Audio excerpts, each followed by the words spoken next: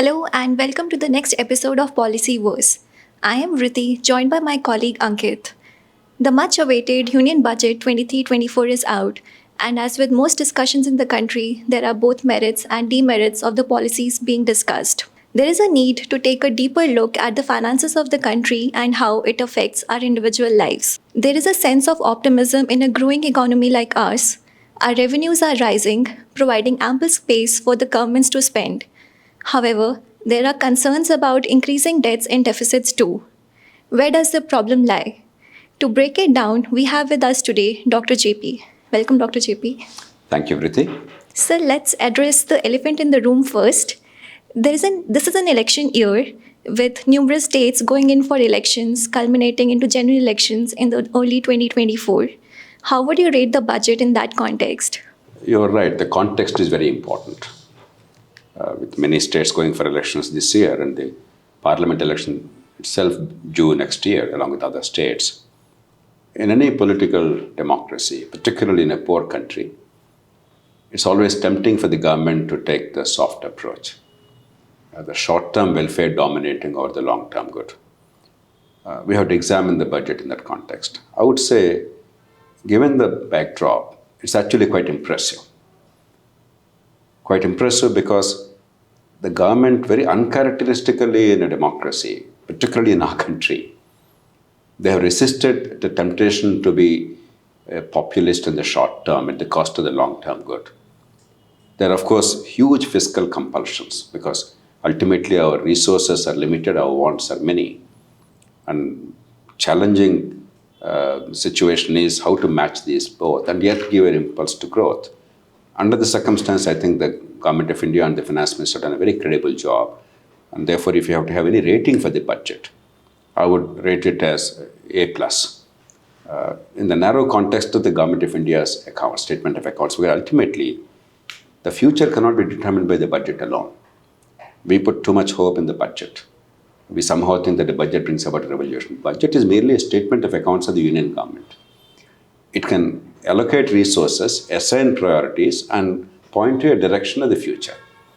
In that sense, allocation of resources, assigning priorities, and pointing a direction of the future. I think this budget has done remarkably well, and we must compliment the finance minister. While this is true that the government has given a sense of direction to the country and it has laid down the highest ever capital expenditure, but what about the immediate needs of the citizens? Are they adequately addressed in the budget?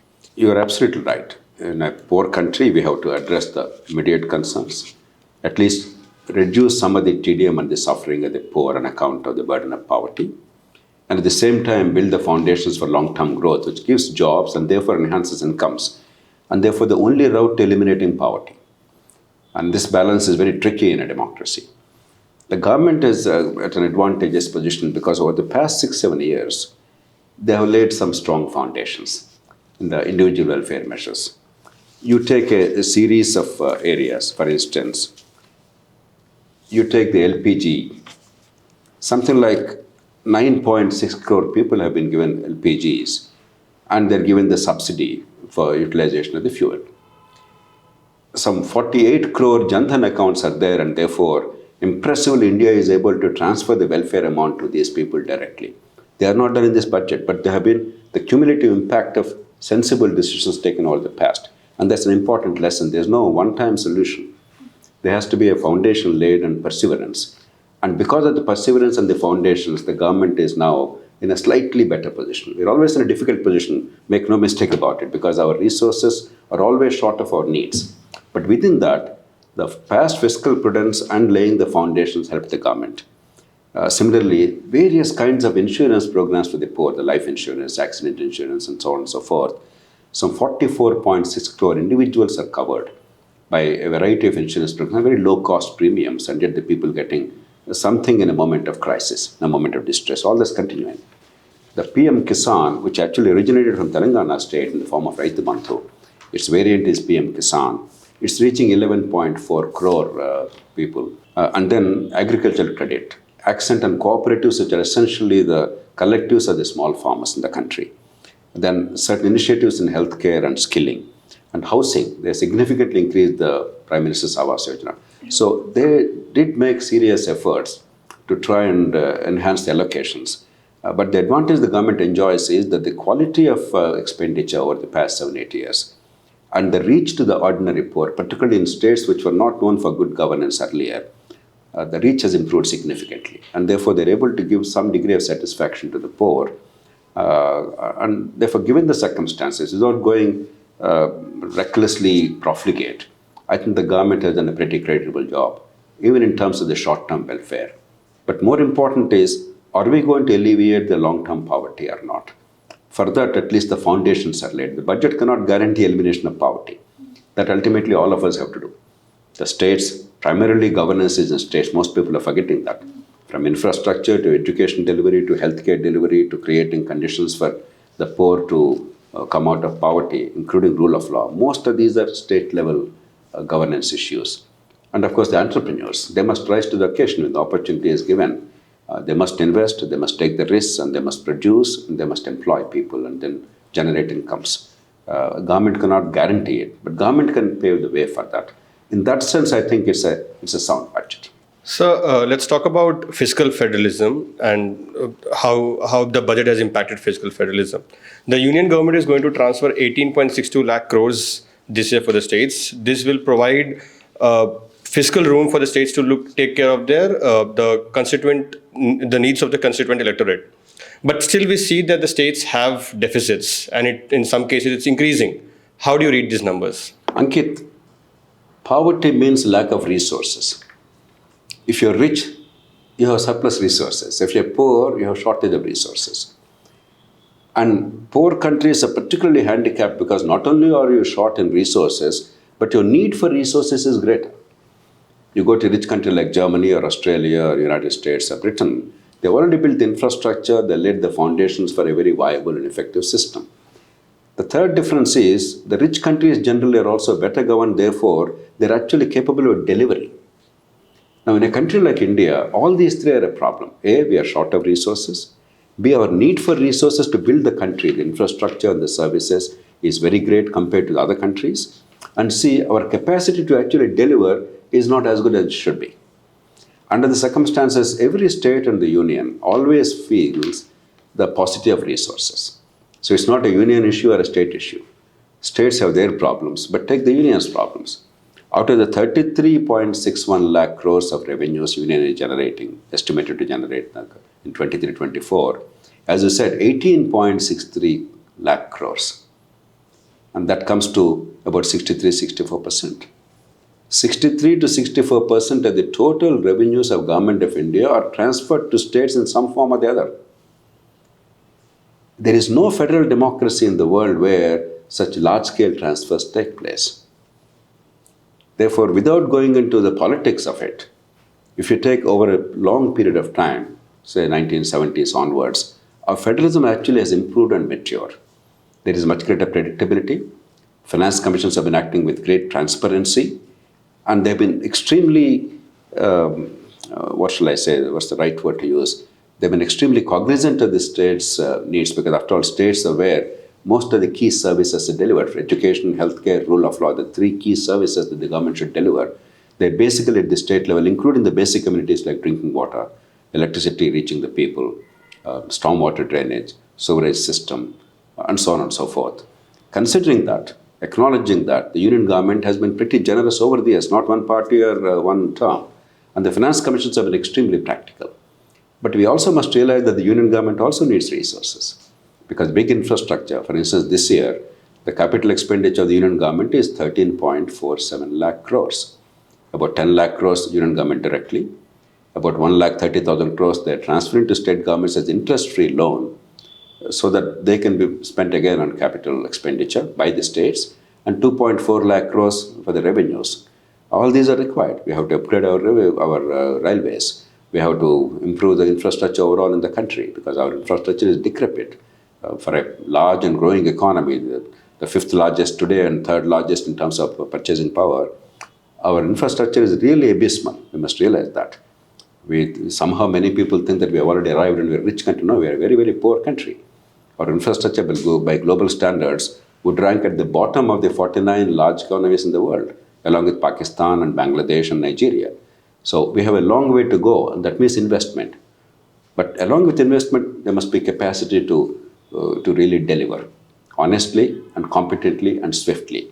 So some states have a problem, but states also are yielding to the temptation of being profligate for the short-term electoral benefit. They are mortgaging the state's future. But some states are doing a remarkable job. Take a state like Orissa, a poor state traditionally, and therefore the per capita revenue mobilization is low, per capita income is low, and yet it is a model of fiscal rectitude. So this is what we have. How best to utilize the resources? That is the challenge. Each blaming the other, that will not really help us. So states are closer to the people, and like you said, the resources are limited, but wants are more. And states are closer to the people. They they know the pulse of the people. And like you said, they are also on the delivery front where they deliver public goods and services. So shouldn't the states be allowed to manage its expenditures the way it wants to? Most certainly. And states are allowed. You see, if you remember the days before you guys were born, you would not remember what you had read in history. 1970s and 80s, up to early 90s. For everything the state has to do, you have to go to Delhi. The number of visits senior officials made to Delhi for meetings on a daily basis is a fairly good indicator. On any given day, there would be about half a dozen to dozen senior officials of a state government on their way to or back from Delhi in order to attend some meeting or other relating to some budgetary item. So there was really no autonomy for the states. There was no political autonomy because the governments could be dismissed at will under Article 356. There was no legal autonomy. Many bills were held up by the governors, partisan governors, much less so now. And the state legislature felt completely stymied. And there was no administrative autonomy because for everything you required the approval or clearance of somebody. And there was no fiscal autonomy because resources were inadequate, and whatever was transferred was non-transparent. There was no system. Very, very arbitrary, like income tax 80% or 85% some year, central excise 40%. Why that? Why this? God knows. So it's all arbitrary. Now there's a predictable flow of resources, non-arbitrary, transparent. Finance commissions have done a grand job. And out of the total tax revenues of the union government, 41% or 42% are transferred to the states in a systematic way. And while some states may complain, because always the states which are relatively better off, they complain saying that we are paying more and we're getting less. But that's the nature of democracy. The richest people pay more by way of taxes. The poorest people require help from the government. So you can't have the cake and eat it too. If it applies to individuals, that applies to regions, that applies to groups of people, castes and socioeconomic groups and so on. So that applies to regions and states. That's the logic of it. Once we're in the common market, we have to accept a formula which is fair and reasonable, because if one part of India economically declines, the whole of India is adversely affected. Let's remember that. If UP and Bihar economically collapse, let us say, the rest of India will not be in a good position at all, because India is indivisible. People can move anywhere. Therefore, unrest or unhappiness or abject poverty or mass migration from or to any part of the country affects everybody. If we isolate ourselves completely and think of ourselves as separate nation states, that's not a good idea. Because India gives us the benefit of common market. India gives us the benefit of common defense and stability politically and economically. And if there is some amount of price to be paid, as long as there is fiscal autonomy, as long as there is political autonomy, as long as the states can determine their own destinies, we should not complain. Therefore, resources are always a problem. But more than raising resources alone, that's important. And Government of India has done an admirable job. This year, for instance, significant improvement of resources. And over the years, they came up with service tax, and now it became GST and so on and so forth. But the states have to also figure out, particularly through local governments. See, if you don't empower local governments, if you don't allow them to raise resources, particularly in urban local governments, you're not tapping the resource potential. And people will not be happy to pay taxes unless they feel they're in control of how the expenditure is incurred. That means local empowerment. And the states are very unwilling to empower locally. They're demanding autonomy at the state level quite rightly. But they're holding on to power at the state level without transferring that power to local governments. And local governments are schools for democracy. So what's good for the goose is good for the gander too. You can't make one argument at one level, another argument at another level. So it's a very complex issue. And it's a good thing that we compete, we argue, we debate, but ultimately we all come together. There's an acceptable formula. That's the way democracy works. We should not be unduly perturbed by that. Sir, last year our Honorable Prime Minister made a remark on revdi culture. He said that the revdi culture, the expenditure on revdis have been increasing, and since then states have been under the scanner for their expenditure priorities. What do you have to say about that? The Prime Minister's concern is shared by many, many people in the country. Because there is a perception that increasingly we have become very profligate. The short-term electoral considerations are dominating in our economic decision-making. And in any democracy, let alone in a poor country, there's always a clash between the short-term benefit that you get from the electorate in the form of the vote by giving today something tangible, and the long-term good that you have to promote. Almost always, long-term good is at the cost of short-term sacrifice. Even in a family, if you want to build the future of your children, today we have to be willing to sacrifice a little bit, save a little bit for the future, for a rainy day, or for creating assets or income earning capacity and so on and so forth. That's what all good families do. And India is full of good families because this is a country where the family culture is very strong. The same thing applies to the governments too. However, we're a democracy. Unlike in a family, the readiness to sacrifice for the neighbor is less in case of the nation. In a family, my own brother, my own sister, my own father, my own mother or grandfather is the genes and the bonds of love and affection and long association. Therefore, the sacrifice quotient, if there's something like that, is higher.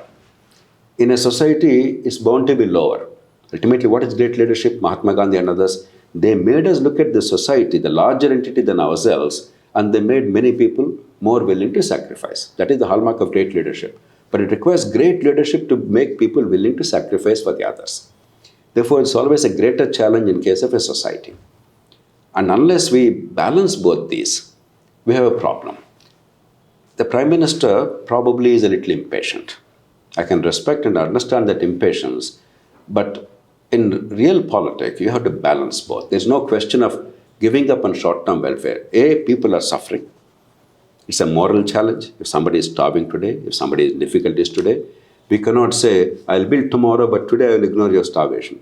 But to be fair to the governments, particularly at the union level, but also in the states, they are taking care of the short-term needs. For instance, 81 crore people are getting free food grains right now. Earlier, during COVID time, they got 10 kgs per month per capita, and today they're getting 5 kgs but free. So they are taking care of the short-term needs. Today, nobody says there is actual starvation in India. Yes, malnutrition because of inadequate balance in food, etc. But in general, starvation deaths, which are so common in the country, is no longer part of Indian ethos, largely because democratic governments have acted sensibly over time. That's what Amartya Sen, for instance, argued, how democracy works. So I think there has to be a greater balance. Remember, even in a rich country like France, it's always difficult to make people sacrifice a little bit for the future. President Macron is trying to make the workers in France agree to a 64-year retirement age as opposed to 62 years today on an average. Whole of Europe has 65 years or more. French people are resisting, they're coming onto the streets, very Indian. Unlike many other European countries, French people are very Indian in their protest. The trucks come onto the streets, they block the roads, Rasta Roko is very common like India. So it's a rich country. So what is the lesson? There is an unwillingness to sacrifice for the future. Even if the economic realities stare you in the face, people resist it. Therefore, we have to have a balance. And I think what the Prime Minister is urging is let's have a balanced approach, because the Government of India has many short-term welfare measures. I listed some of them today, from LPG to Jan Dhan program to Prime Minister Awas Yojana to PM Kisan to a whole lot of other things. 81 crore poor people getting the food and so on and so forth. So it's not one or the other. But do we have a balance or not? If we merely focus only on the short term without building the future, infrastructure, investment opportunities, job creation, skilling of people, better quality of education, better healthcare to enhance productivity, if you don't focus on these, eventually the country will remain in perpetual poverty.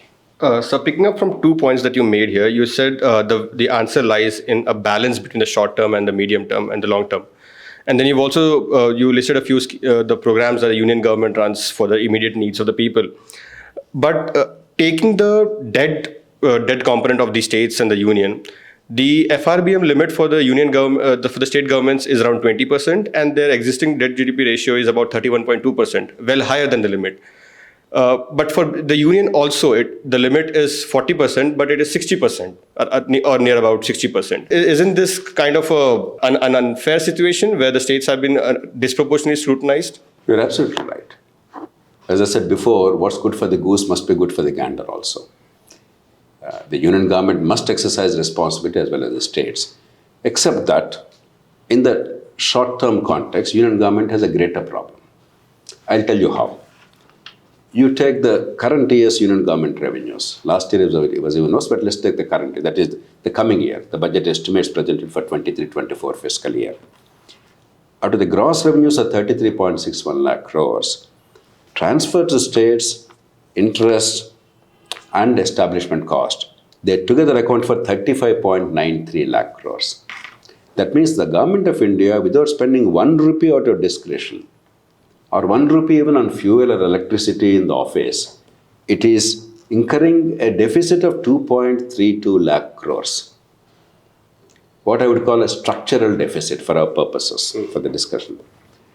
So it can't be addressed overnight. Actually, it's an impressive thing that the government managed it compared to last year. Last year, if I remember, the number was 5.61 lakh crores.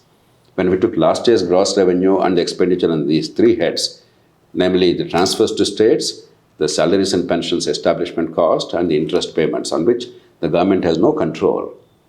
Presumably, it probably has a control if it applies its mind over time. Centrally sponsored schemes and other things, we can see if there's a different way of structuring them. But as of now, there's no control.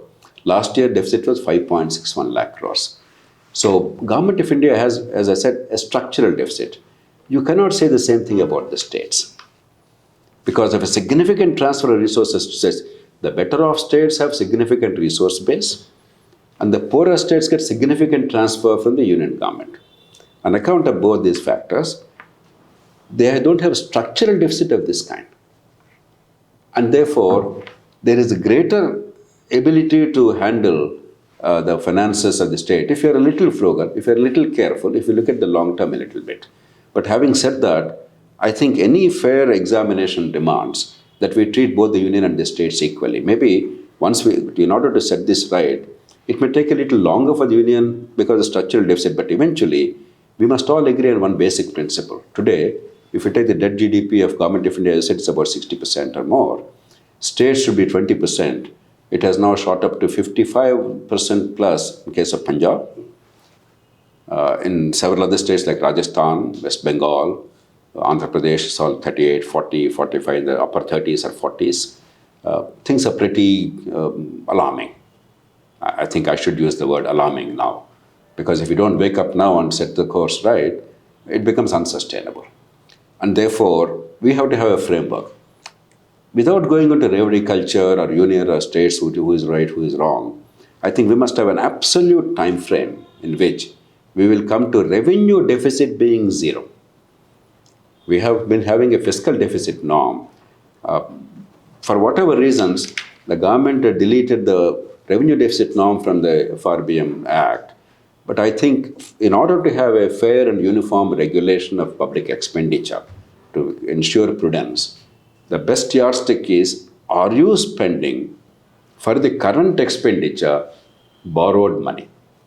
No family borrows money in order to meet their electricity cost on a day-to-day basis, or their transport costs, or their food cost. It has to be spent from the earnings. If you borrow to meet the current expenditure, day-to-day expenditure, then that's a danger signal. That's a red flag. Because you're burdening your children with debt for something you are consuming today. But if you borrow in order to build for the children, say I build a house, I buy a flat, or I buy a business or establish a business which hopefully will generate income for the future. That is perfectly all right. Because without borrowing, you cannot really build a future in a poor country. But if borrowing is for meeting the current expenditure, common sense tells us that's very dangerous. I think, therefore, both the union and the states must come to this basic understanding without going into micromanagement. If the state wants something, It's for the people of the state, the electorate to decide, because state legislature is supreme insofar as the state subjects are concerned under the 7th schedule. The state governments are supreme insofar as the expenditure and administration of the states under 7th schedule are concerned. I don't think Delhi should interfere on a day-to-day basis. It's wrong. But on one fundamental issue, Delhi has a duty, has a responsibility to take care of its own finances and ensure discipline in the state's finances, because the constitution makers, Baba Sahib Ambedkar and his colleagues, they anticipated this. Please remember, states do not have bankruptcy provision in India. States cannot default. Only the union. It's actually, for convenience sake, we're talking about union and states. It's a general government debt. And the ultimate guarantor of debt in India is the union government. That's the reason why under Article 293, the constitution makers made elaborate provisions. Any debt incurred by the state, you must take prior approval of the Government of India. And Government of India can impose such conditions as are necessary in order to maintain fiscal rectitude. Not interfere in day-to-day administration. But the broader issues, and therefore in that context, that you cannot borrow to meet the current expenditure is a perfectly legitimate thing. Anybody with common sense beyond politics and parties would agree with that. I think we have to have some such formulation rigorously enforced, and we have to have some mechanisms to make sure that the whole issue is transparent. Today we're talking in the air. The numbers are touted, they're fished out of nowhere, and then we talk very casually. No, we require a credible, independent, impartial body with professional expertise that goes into numbers and gives us credible data. Otherwise, what are we talking about? We're talking in the air. And based on that, we must have this one central principle. You cannot borrow to meet current expenditure. In case of a war or something, we can look at it. War or extraordinary national calamity. I mean, in India, there's no national calamity as such. There are local calamities. Sometimes we declare them as national calamities. But if the whole country is affected by an earthquake, India, it will never happen. Hopefully, our geography doesn't make it happen. But war, hopefully it will not happen, but it could happen. But otherwise, you must never borrow for current expenditure, period. So it would be an amiss of me if we don't talk about OPS when discussing public finances. So we know that many opposition parties are going back to the OPS. And even in Maharashtra, the BJP government and Mr. Shinde's Shiv Sena-led government said they are not negative about OPS. So my first question is, why are the states going back to OPS? Vritti, first let us understand what is this OPS business, because not every viewer may be familiar with this jargon. India is the only large country, I want to emphasize this, India is the only large country in the world which has unfunded, open-ended, index-linked, long-term legal liability of pensions to government employees, and only to government employees. How many are there in government out of the total workforce?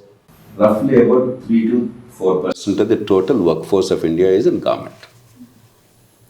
90% of the workforce, 90% plus, is in an unorganized sector, not only private, unorganized, without a monthly secure wage.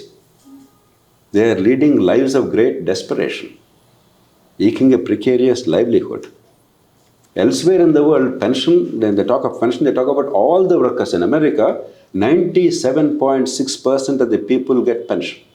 That means all people practically, though a small number of unorganized workers don't get it. So is the case with Western Europe and advanced countries. So the word pensions in those countries is different from pensions here. In India, pensions basically means the government employees are on a pedestal.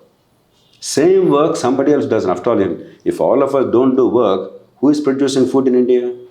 Who is giving us this bottle, this watch, this telephone, these glasses, this paper? It is the ordinary workers of India. These workers, there is no security. There is no future. But government employees, because they happen to be in government with a colonial mindset, they are put on a pedestal. They are not only paid higher wages than the market and average, but unfunded, long-term, legally mandated, index-linked liability. Index-linked means the pension keeps on mounting. There are people who retired with 10,000 rupee salary, they get 50,000 rupee pension. Now, this is the backdrop. and thus taking away the large share of the cake. Vajpayee government understood that this is not sustainable. I'll tell you how it's not sustainable. In some states, some good work was done. A thorough study was done. In Andhra Pradesh, for instance, they found that the pension burden now is 16%. If you embrace the old pension scheme of the kind that was prevalent until 2004, which now some of the sections of the employees are demanding, some states are now yielding to that, it would be 39% of the revenues of the state, of the total revenues, including Government of India transfers.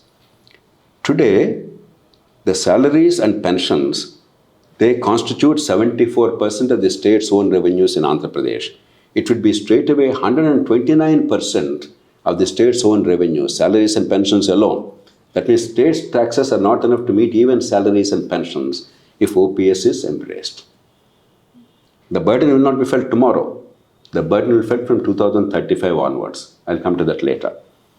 The debt today, Andhra Pradesh debt to the state is, as opposed to the 20% norm for the states, is now already 38% plus. It will become, over time, over decades, 211% of the GSTP. That means double the state's total income will be the debt with the old pension scheme. The fiscal deficit, that means the amount of money you're borrowing every year, is 3% or thereabout today of the GDP or GSTP of the state. It will mount to 11%, only because of old pension scheme. But this burden is borne by the whole state. It will collapse. Every state will collapse, I guarantee you. Some states a little sooner, some states a little later, depending on the current status, that's all. But this collapse is going to happen 15 years later, probably from 2035, 36 or something. Now, we live in a world where life does not exist beyond 10 minutes. In social media, they say beyond 10 seconds. People get bored if you and I answer a question for more than 30 seconds or something. Therefore, we are not able to anticipate our children's future. Now, my generation is a passing generation. For you, you may think 15 years is a long time. I can assure you, it goes off in a jiffy. By the time you realize, I'm sorry to tell you that, at this young age, you will be suddenly in your 30s.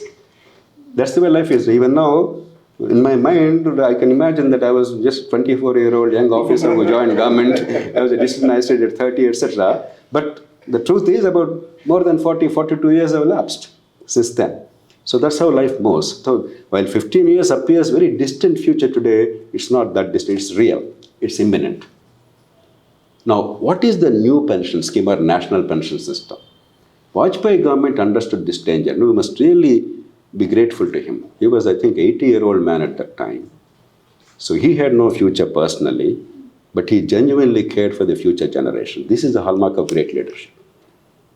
That you don't do something for today, but you actually think of 20 years, 30 years since well after your passing. And he quietly brought all the states and all parties together and came up with a national pension system. What is national pension system? It is a funded pension. That is the key. Defined contribution. The employer and the employee, in this case the government, makes a contribution today. So whatever you will be spending 20 years, 30 years later, you are not simply making a declaration and a law today and leaving it to next generation's tax money. You are actually providing for it in a fund today. That is what all countries do, except India.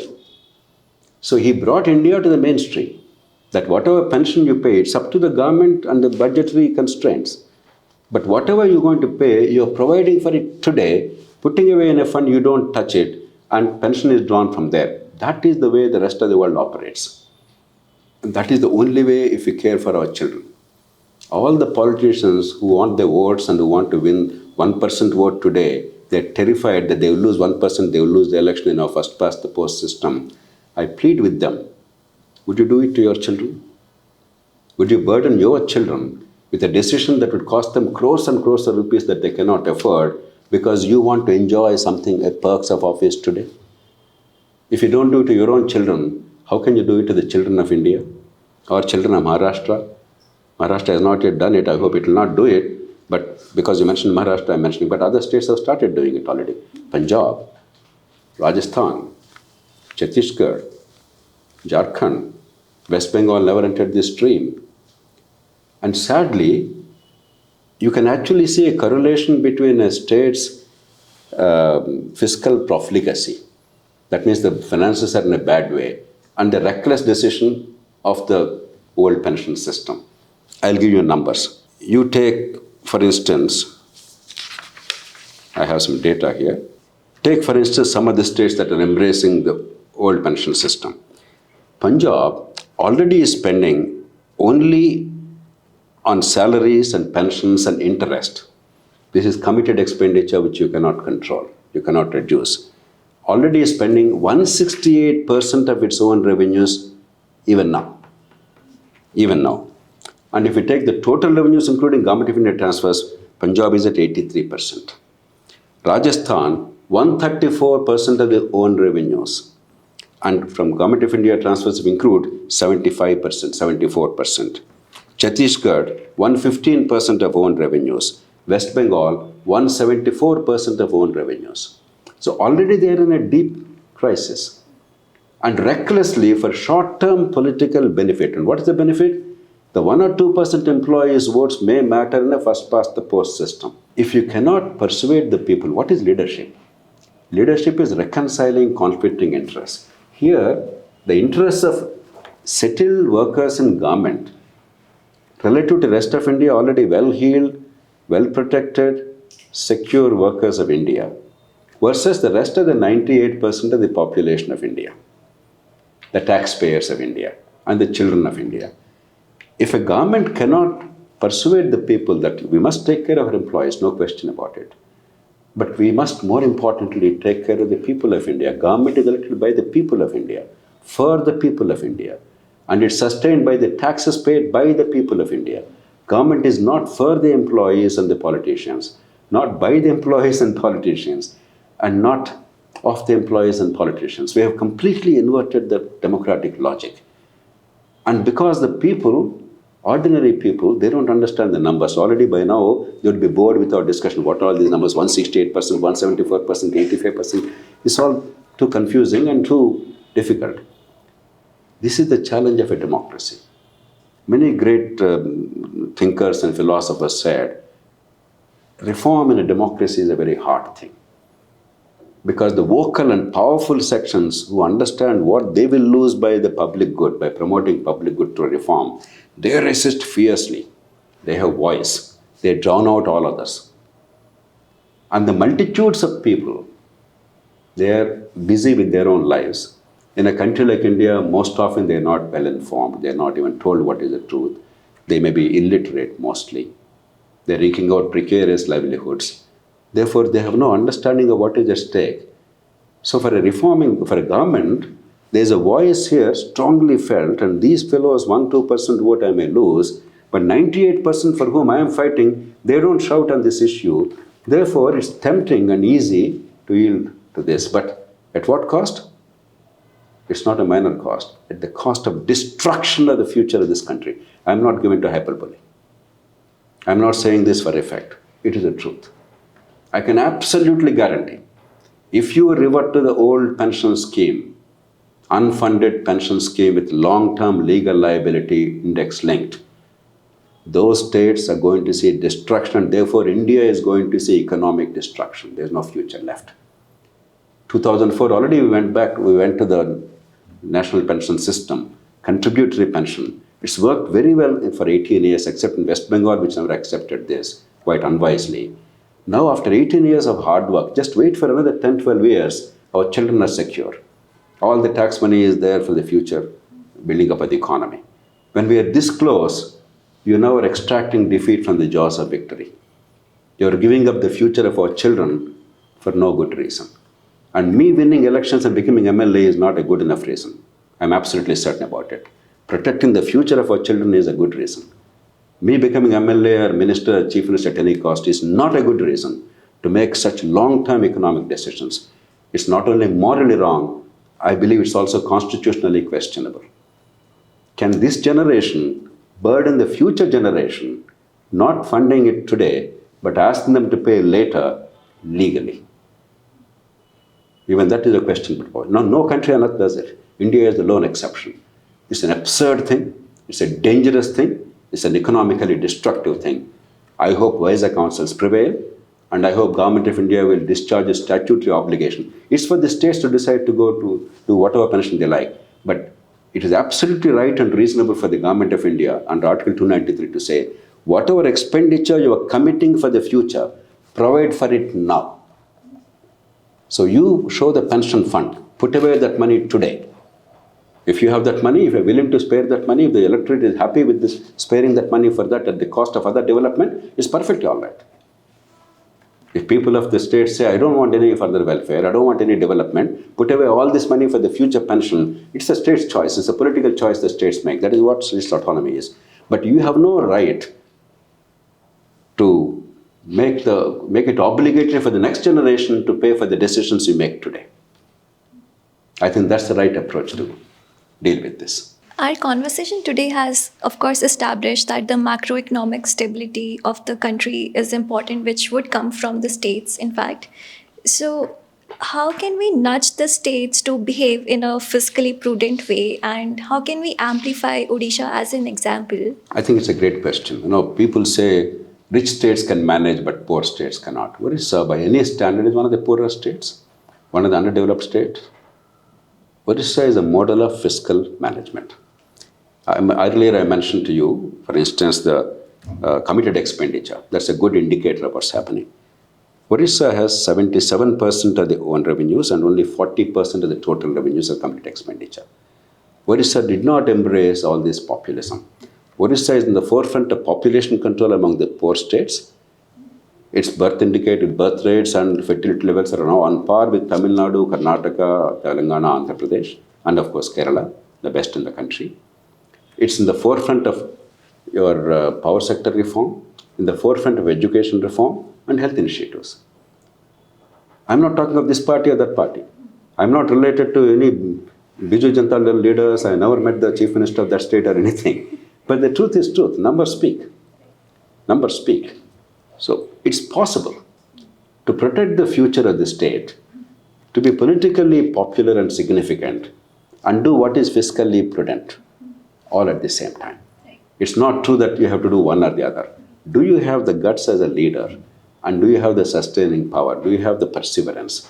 And do you care for the people adequately or not? I think that is the yardstick. I don't believe that there are objective conditions that force you to do the wrong things at the cost of the future generations. I don't buy that argument at all. So I want to go back to a point that you made earlier. You said, so recently after the budget was released, the Telangana government claimed that it contributes more to the union government that it received in the union from the budget. Other states also, like Tamil Nadu, they made similar claims. What do you make of that? Is this fair federalism, to be honest? See, as they say, beauty is in the eyes of the beholden. Federalism also is in the eyes of where you come from. In one respect, for instance, northern Indian states, they can complain that we are bearing the burden of national defense and terrorism. In general, if you're a border state, Punjab, Gujarat, the Chinese border, Uttar Pradesh and Uttarakhand and northeastern states, they bear the burden of national defense. Therefore, the sacrifice, the pain, the uncertainty is there. Weather-wise, some places good, some places bad. Earthquakes, you see only in Himalayan belt, but not in Deccan. Coastal, the peninsular India has the privilege of the coastal thing, and therefore long-term trade relationships and so on and so forth. And therefore, there's a culture of economic growth. Landlocked states don't have the privilege. So, geographic variations are inevitable. We are a subcontinental country, multilingual country, multi-religious country, the world's most diverse nation on earth. And unless we are willing to make some adjustments to suit the requirements and see that the whole nation rises, there will be regional inequalities up to a point. But if you allow the regional inequalities to go beyond a point, it will hurt us as a country. If Bihar and UP perpetually stay poor, if there is mass migration from Bihar and UP to the rest of India, you can see political instability and social instability. Migration is necessary. But if the numbers go beyond a point, again you see politics and society and interplay. Similarly, if you think that large pockets of India can be poor and the rest of India can progress and become rich, we are completely mistaken. We are together in it. Just as a rich person pays more taxes relative to income, why are there income tax slab rates? Higher income people pay higher taxes. If a rich man complains saying that no, I am paying 1 crore rupee as a tax, after all, my income itself is 1 lakh rupee, how can I pay tax more than that? Obviously, you will pay more tax, and your share of tax also will be more. That's the logic. Everywhere in the world, you have this kind of a graded tax system, right? The slab system where the richer people pay higher share of taxes. The whole world accepted. The most capitalist countries accepted it. Why? Because unless somebody pays more because you can afford to pay, how else will you take care of the collective? Here the collective is all regions of India.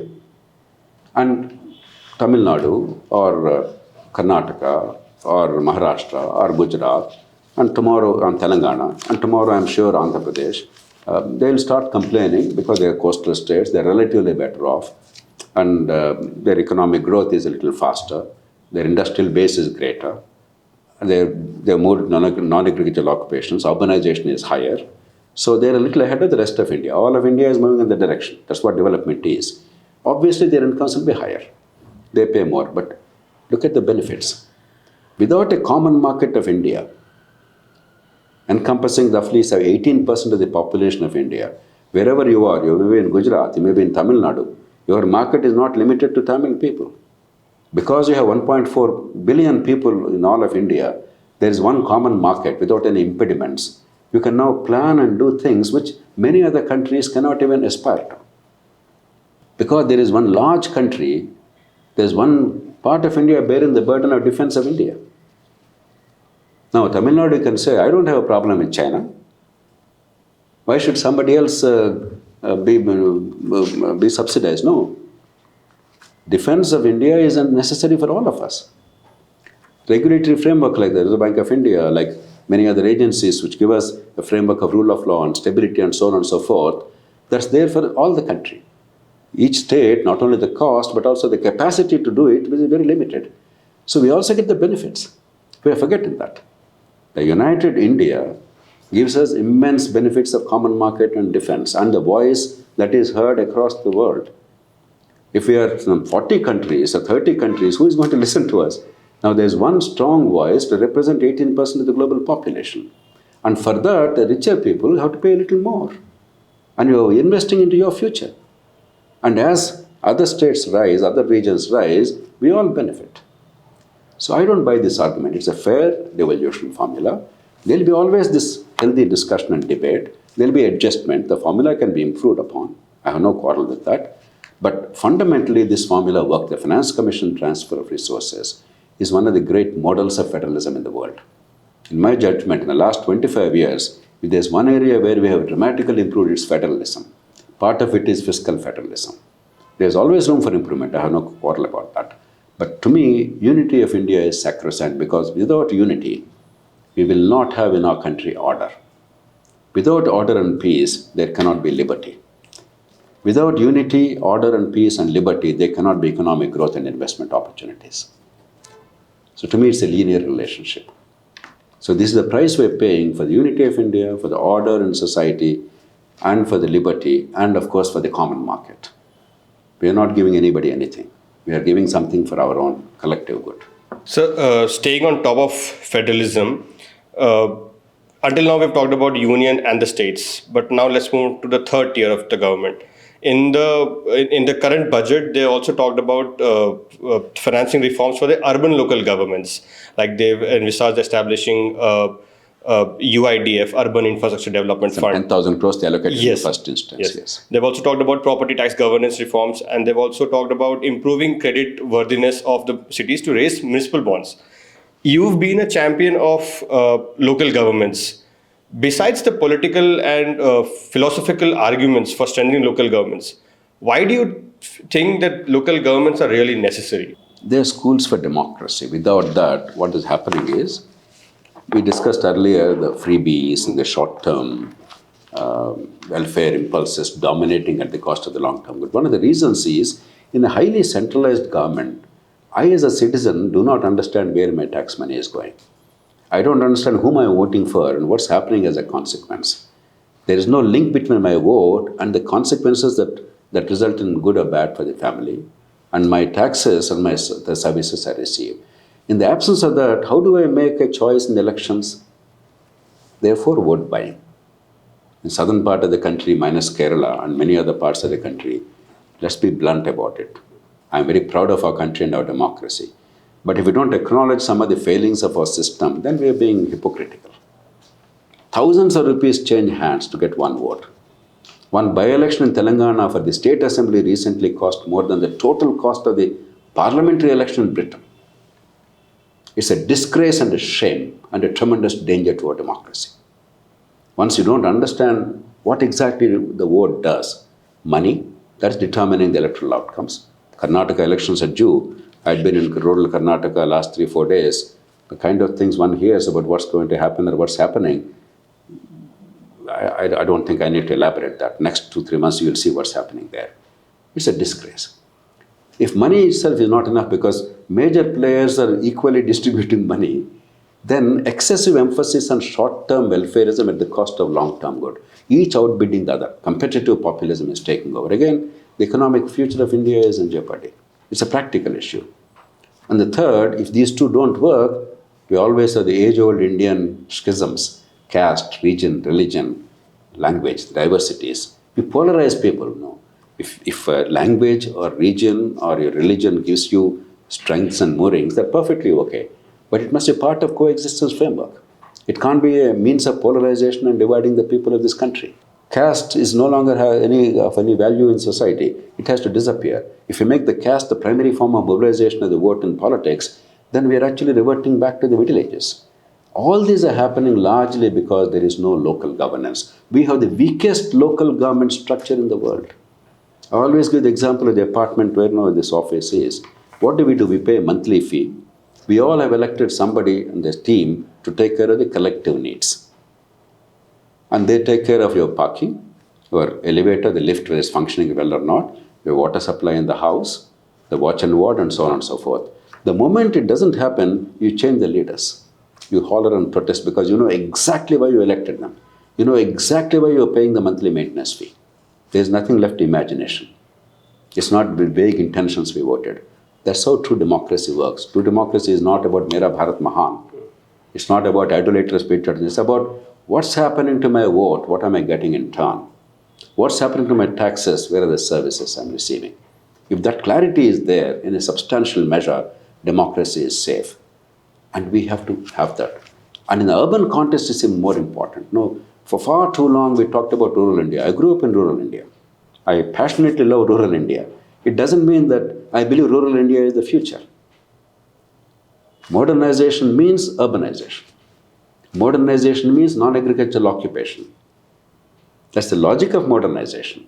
India is getting urbanized. Some states are already 50% level. Some districts are 60-70% level. Urbanization is inevitable. Therefore, the programs of the kind, earlier we had RIDF, Rural Infrastructure Development Fund. Now we are talking about Urban Infrastructure Development Fund. 10,000 crores is nothing, but it's a beginning. I'm sure it will escalate. But if we reimagine the village, the urbanization, that's good for the country. If we all think of urbanization to distant cities, the poorest people without skills migrating to distant cities without any social security net or social support systems, it's a disaster. Urban poverty has become increasingly painful, increasingly dangerous. And crime is going to rise in urban India because of this. Migration to cities is also necessary, but why should a low-skilled person go to a big city for survival? Where people are, that person can provide the services and survive. But because we made it inhospitable in the locality, small towns, there's hardly any emphasis. Everybody goes to Mumbai or Chennai or Hyderabad or Bengaluru or some other city. And how many people can these cities accommodate? The great cities of the world, New York, you take Tokyo, population has declined over years. They've created other magnets. We are required to create small towns, or what exists already as small towns. We must build infrastructure to a level where everything is on par with big cities so that the low-skilled people don't have to migrate to distant cities, eking out a precarious livelihood. At least after the COVID fiasco, first lockdown, what happened? About 4 crore people were forced to go back to their villages, many of them walking barefooted in the hot sun, without even drinking water or food. If that did not touch us as a people, If that does not inform our decision making for the future, making a policy for the future in urbanization, then I think it will be a sad opportunity lost. We need to reimagine urbanization, create in situ urbanization magnets by building up small towns so that people with lower level of skills don't have to migrate to distant cities without any social support system. And the high skilled people anyway, a university professor, a film director, a great sports person, a researcher of very high standing, obviously small towns cannot accommodate them. Those skills require to go to big cities. But now we are forcing everybody to go to Delhi and Mumbai and Chennai. We have to reimagine. President Kalam always talked about creating urban amenities in rural India. Basically in situ urbanization. So if we weave that into this pattern and skilling and basic infrastructure in small towns, so the quality of life is as good as elsewhere in the world. And thanks to modernity, your telephone and television and Wi-Fi and Netflix, they are now universally available. Small town or big city. So you only have to make sure that your road, your water supply, your public transport system, your stormwater drainage and storage, and quality education and healthcare. If even that the governments don't encourage, why are the governments there? Why are we paying taxes at all? Sir, I think you remarkably simplified the linkages for me. So, are the reform proposals in the budget sufficient to fiscally strengthen local governments? Fiscally, no. Because if I'm not mistaken, this year we're talking about some 70,000 crores transfers to local governments, urban and rural. That comes to about 500 rupees per capita at 1.4 billion population. It's peanuts. When you consider the total government expenditure in the country, union and states, union is about 45 lakh crores.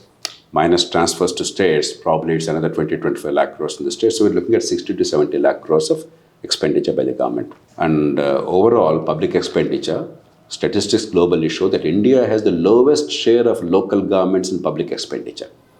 China has something approximating 50%. An autocratic dictatorship, a relatively homogeneous dictatorship, is 40 to 50% local government expenditure, 40 to 50% is the public expenditure share. India, a world's most diverse and vibrant free democracy, 2 to 3% also is not there. Pakistan, Bangladesh, Nigeria, Belgium, Brazil, Argentina, Mexico, name it, every country, let alone the rich countries, every emerging economy and poor countries, even dictatorships and military tyrannies, even they spend more in local governments. So we are the most centralized country in the world. Not right. It's just not right. And we are paying a humongous price. Humongous price, trust me. I'm not one of those romantic people gung-ho about local governments. I know democracy is a flawed system. Therefore, we must have adequate safeguards, accountability norms. I'm all for it. Have ombudsman system, have all kinds of accountability measures, but empower so that the people understand the link between taxes and services and vote and public good. Until you do that, you can never see peace and quiet and genuine economic growth and progress in this country. As you mentioned, sir, that the competitive populism has taken over in the states and the state budgets are due in the coming weeks. So if you were to list the priority areas for the governments that they need to look at, what would they be, ensuring that they are able to ensure the genuine welfare needs of their electorate without compromising on the long-term future of their state? Now, see, infrastructure, basic amenities are self-evident. I don't want to, and some effort is being, at least infrastructure, at long last, after decades of neglect, India as a country and states to some extent are making an effort. Your roads, your national highways, your railway infrastructure, your electricity grids are improving, though there's a lot of room for improvement further. There's too much of debt in electricity utilities, etc. But on the whole, we're in the right trajectory. Therefore, I don't want to re-emphasize that. But things where we need tremendous improvement, and sometimes you pay lip sympathy but not adequate work, and sometimes you ignore completely. Those I mentioned. Education is first on the list. More money is not required. Unlike many other people, I reject the notion that spending more is better for education. We're already spending 4.2% of GDP on education, about 3.5 something percent on school education, per capita expenditure, per child expenditure. On school education in some states is up to 90,000 rupees, Andhra Pradesh. Other states 50, 60,000. Some other states may be a little less, but nowhere is it less than 40,000 rupees or so. So this money is quite substantial. Maybe here and there we may need to add something. Real issue is how do you generate outcomes, not how do you spend more money in education. So education is the finance minister's dream, in my opinion. You don't have to spend more money, but you have to redesign everything to get better educational outcome. We are among the worst in the world in educational outcomes. We must recognize it honestly. We can do a lot better. We must understand that honestly. Healthcare, we are underspending and we are awfully bad in healthcare delivery, both. We must definitely increase expenditure, not to 5 or 6% GDP, again it's a pipe dream. We are now spending 1% GDP, both union and states put together. Another 0.5% to start with, maybe reach 2% eventually. But judiciously spent with public-private partnership, with competition and choice, focusing primarily on family health and then improvement of tertiary care, because intermediate tier, the hospital-based insurance program, government-funded, Ayushman Bharat at national level, Arogya, etc. states, with some modifications that's working. So at the grassroots level, family care and tertiary care public systems, these are seriously deficient. With appropriate things, 0.5% also will bring about huge dividends, ideally 1%, no more, because we can't afford it. I wish I could say rest of the world spends 9 to 10% of GDP public expenditure on healthcare. India is the only country where we can say with some degree of confidence, spend 1.5% instead of 1%, you can improve significantly. Spend 2%, I am delighted. So what more can the finance minister want in the country, any finance minister, state or union? We are very well placed because we have robust infrastructure and capability. We just have to utilize it. After these two, rule of law. We are in a desperate situation. Normatively, rule of law exists. Even the Adani imbroglio we are talking about. I don't want to go into merits and demerits. Fundamentally, what is the issue? Lack of trust. Inflated accounting. Manipulation of the stock market in order to inflate the value of the stocks. Why did that happen? Either the regulators were sleeping at the wheel, let me be blunt about it. The regulators have been sleeping at the wheel, and there is a very strong perception backed by some evidence that the government is showing favoritism. The government may say it's private sector, we have nothing to do with that, they are technically right. But in a country where there is no real rule of law and economic fortunes are made by political vagaries, political patronage, and it is in substantial measure true in India even today. In America, you can oppose a president and be a multi-billionaire without any consequences. You can support a president and become a pauper if a business fails. But in India, certainly, if you oppose a government of the day, a powerful government of the day, the perception is your business cannot survive or cannot thrive at the very least. Because we haven't insulated economic fortunes of enterprises from the political vagaries. Even at least to that extent we require it. Otherwise, we have seen what's happening. A wonderful budget, a sense of economic boom and confidence should have been there. Animal spirit should be unleashed. Now there's uncertainty in the global markets. Hopefully it will settle down. But sometimes mistakes happen. But now we must learn lessons from this. Not merely from a moral standpoint of view. Rule of law is required from a moral standpoint of view. Forget morality. From a pragmatic standpoint of view. From economic growth standpoint of view. From giving confidence to the investing community. Engendering public trust in the market. You require some basic framework of rule of law in operation, not on paper. And with increasing urbanization, crime is going to grow. So far, social controls have held our society together. Everybody knows everybody else. Now, if I misbehave, what do other people think? What do they think of my family? The family bonds kept it together. But in impersonal society in urban India, crime cannot be controlled by social controls alone. And if there is lawlessness on the street, how can economy grow? Therefore, for economic growth, even apart from the constitutional and moral and democratic reasons, for economic growth, sustained economic growth, high growth, you require some basic framework of rule of law, not on paper, not lip sympathy, but genuinely put in place. The fourth, I would say, is your whole urbanization we discussed already. In situ urbanization as a mega project. If you create the basic amenities, including encouraging, you don't have to always create education, healthcare, provide the land and other things, and create some urban planning. Private sector will come in. There's a zooming real estate market in India. If there's a feeling that there's going to be urbanization, people flock in and then they buy lands and they plot it and they do all sorts of things and they build. So that will happen automatically. Government doesn't have to do anything. You just create conditions to encourage people to do that. That's all that's required. So if you put in 1 rupee there, I'm absolutely certain 10 rupees of investment will come in. But put in 1 rupee judiciously. The fifth thing is agriculture. The agricultural partial reform that was sought to be brought in by the 3 laws were absolutely sensible. They've been talked about by every government for the past 30 years, every economist, left, right, center. But the moment it's polarized, the moment it's politicized, sadly, many people took a different tune. But anybody with any degree of honesty, any degree of economic thinking, and any degree of understanding of what happens all over the world in agriculture, they know that all these 3 frameworks are there universally in all the countries. In India, we debate issues without talking about facts. It's our tu me rather than what is it that these laws intended to accomplish. If you want to take away the government's arbitrary power to control transport, storage, and sale of agricultural produce, who is the beneficiary? The farmer. Your freedom is enhanced in the market. You may or may not get extra market price depending on the market conditions, but government is not forcibly constraining you from participating in the market. If you have contract farming, and therefore in advance you know the price that you will definitely get, and therefore you can afford to now invest money in the secure knowledge that I'll get this much of income for this much of investment, and it's voluntary, whether I like it or not is my choice. If I don't like it, I'll simply play the market as I please.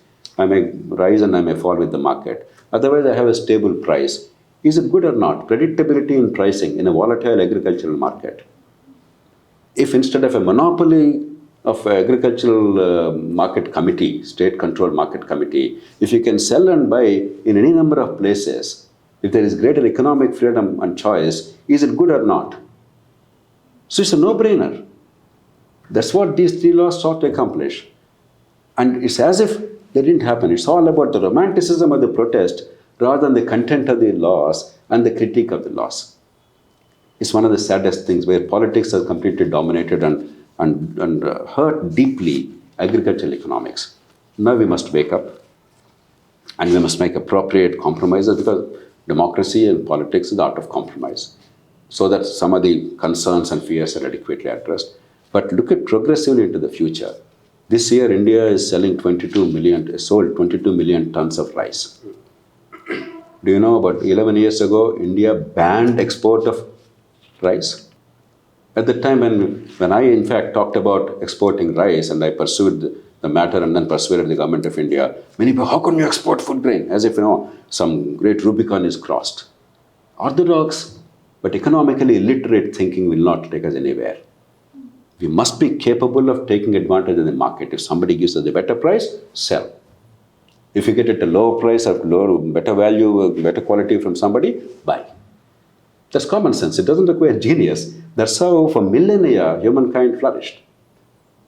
And in order to penetrate the global markets, taking advantage of vast agricultural land, plenty of sunshine, we must modernize agriculture. We must have supply chains compressed. Retail chains must be allowed, Indian or foreign, I don't care, as long as there's value addition and global penetration of markets, as long as the farmer gets the lion's share of the end price. And that's what compression of the global market chains are. In India, everything we try to put it in a confusing mix and come up with all kinds of slogans. When Dunkel draft came, WTO agreement came, they said Indian agriculture will be destroyed. Pray tell me, where are all those critics of WTO? So, when computers first were introduced by Rajiv Gandhi, trade unions went on strike saying that India will be destroyed. All the bankers used to go on annual strike. Pray tell me, without computers, where would India be today? So we must get out of this orthodoxy for orthodoxy's sake. Economic thinking based on evidence, logic, and the best practices all over the world, they must inform our decision making. And we must look into the future, not live in the past. So if this much at least is done, a lot more is there. But at least if this much is done, I think this country is safe. Well, I hope, and I think Ankit also hopes that the wisdom prevails. Thank you so much for such an enlightening discussion, sir. I hope the viewers now get a sense of what exactly is happening with the finances at both the union and the state level without going into, tutu meme, as you said. Thank you so much. Thank you, Riti. Thank you, Ankit. We will come back again on more such engaging discussions on public finance and budgets. Stay tuned on FDR India. Thank you.